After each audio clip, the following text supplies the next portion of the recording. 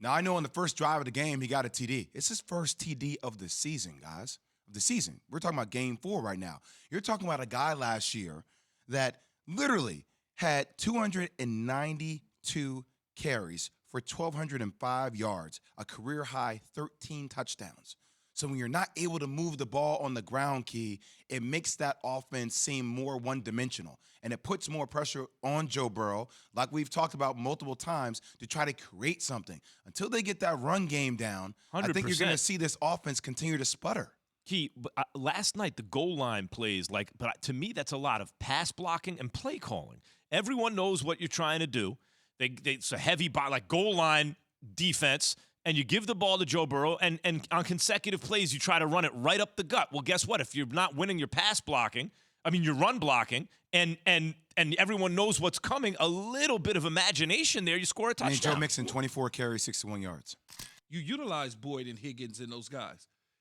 He found Boyd late in the game. So that's well too, that's what you do. Eventually, they'll try and slow that down. It'll open up the holes necessary for Joe Mixon. We're only in the 4th week of the season. This is what I like to see with football teams. I like to see. I'm seeing something. You're showing me something. You're showing me you got off to a slow start. You tried to make a late comeback in week 2, I think it was. Then all of a sudden, you win against the Jets, and you look like you're supposed to. You did what you're supposed to do.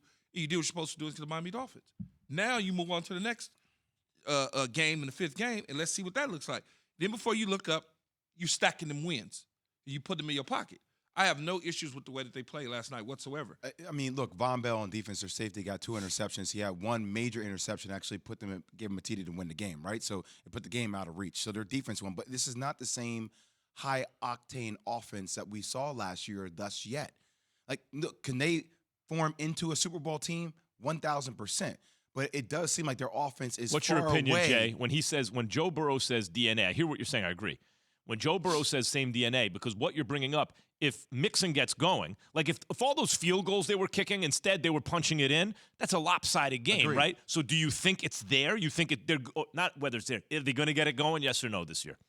I think so. On the ground? I think on the ground, and eventually with the way Higgins and Jamar Chase have played with the amount of attention they receive, it's going to have to open up for Joe Mixon. Look, went into this game yesterday on NFL Live talking about this matchup.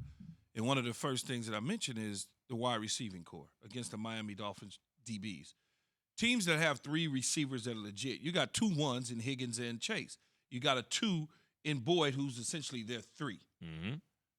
Or essentially they're 2 because you got 2 ones.